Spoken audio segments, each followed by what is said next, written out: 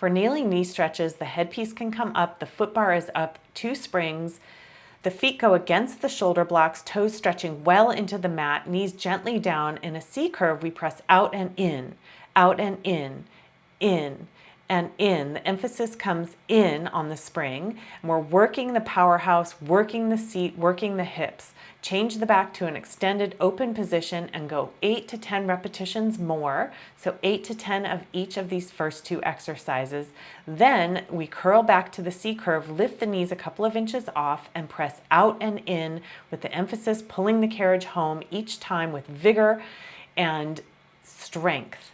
The legs are working to press the carriage out and the powerhouse pulls it back in. To finish, step directly to the floor.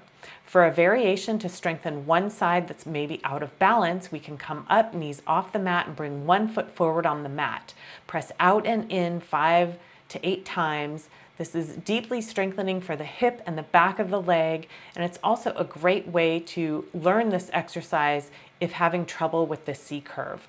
You can find many more variations and ways to learn and build this exercise with our experts below.